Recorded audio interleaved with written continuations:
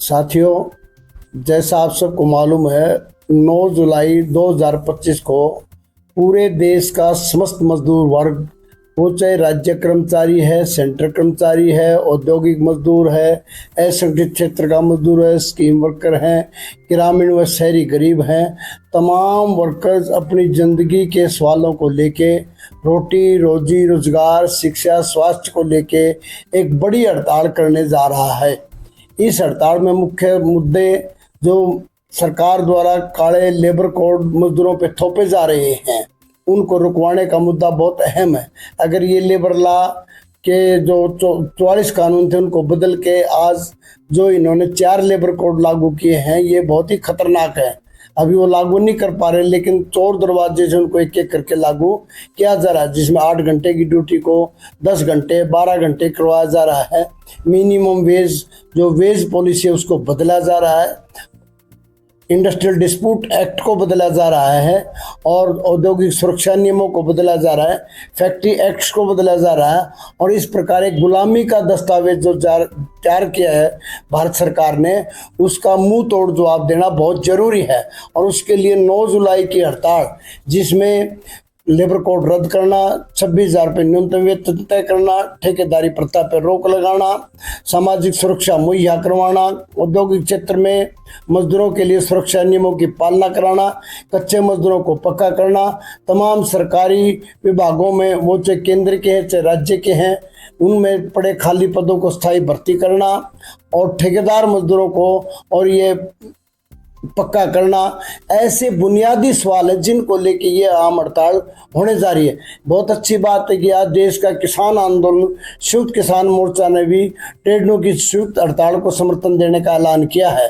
और इस प्रकार ये पूरे मेहनत कश आवाम की जो एकता है उसको मजबूत करते हुए बुनियादी सवालों पर एक बड़े बदलाव की ओर आगे बढ़ेगा। आज देश का शासक वर्ग, देश की सत्ताधारी पार्टी समाज में एक नफरत के बीज बो के धार्मिक सांप्रदायिक जहर फैला के भाईचारे को तोड़ने पर लगे हुए हैं। इसी प्रकार जातीय आधार पर समाज के अंदर एक वैमनस्य पैदा किया जा रहा है, उसमें जाट गैर जाट, उसमें ब्राह्मण गैर ब्राह्मण, उसमें अगड़े पिछड़े, उसमें फिर नीचे जाके दलित, दलित में फिर धानक वाल्मीकि चमार के नाम से, इस प्रकार से पूरे समाज में एक बंटवारा किया जा रहा है। सवाल ये है कि आज एक तरफ रोजगार खत्म किए जा रहे हैं, भर्तियां की नहीं जा रही हैं, और समाज को आपस में लड़ाया जा रहा है। अतः ये हड़ताल पूरे समाज की जनता की एकता को कायम करते हुए बुनियादी सवालों को लेकर देश के अंदर एक प्रगतिशील, एक जुचारू आंदोलन का निर्माण करेगी, और उसमें पूरे देश को लामबंद करेगी। वो चाहे कन्याकुमारी से लेके, वो चाहे जम्मू कश्मीर तक हो, बंगाल से लेके त्रिपुरा तक हो, टोटल जो मेहनत का सवाल है उसको एकजुट करेगी। और ये एक बहुत महत्वपूर्ण सवाल है, इसलिए देश का तमाम मजदूर से, खास तौर से हरियाणा के अंदर हमारी अपील है सभी मजदूरों से, वो इस ऐतिहासिक हड़ताल को सफल बनाए।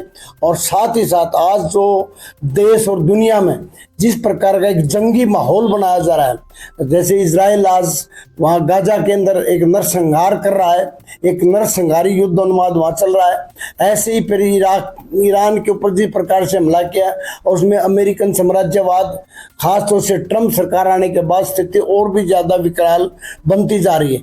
इसलिए ये बहुत ही घातक है। मानवता की रक्षा करने के लिए युद्ध कभी भी किसी के भले में नहीं है, युद्ध बंद होने चाहिए, और हथियार नहीं रोजगार चाहिए, हथियार नहीं शिक्षा चाहिए, हथियार नहीं इलाज चाहिए। आज पूरी एटमी बम को लेके एक बहस चल रही है। आज अमेरिका खुद ये बताने को तैयार नहीं है कि उसके पास कितने एटमी पावर बम बने हुए हैं, ऐसे ही इजराइल के पास कितना है, और दूसरे देशों जो बड़े पूंजीवादी मुल्क हैं उनके पास कितनों पे परमाणु हथियार है। उसका बहाना बना के पहले इराक के अंदर टोटली तेल के सवाल को लेके एक मसला खड़ा किया गया था, और किस प्रकार से सद्दाम हुसैन के खिलाफ झूठा प्रोपेगेंडा फैला के उसको फांसी तोड़ा गया, कोई उसके पास मिला नहीं। इसी प्रकार आज ईरान को बहाना बना के जो जिस प्रकार का ये षड्यंत्र रचा जा रहा है, इसलिए साम्राज्यवादी दुनिया तमाम देशों को दबा के रखना चाहती है। इसी प्रकार देशों में पूंजीवादी सांप्रदायिक सरकारें मिल करके जनता को दबा रही हैं। तो आओ 9 जुलाई की ऐतिहासिक हड़ताल को सफल बनाएं और मेहनत कश आवाम की आवाज़ को बुलंद करें।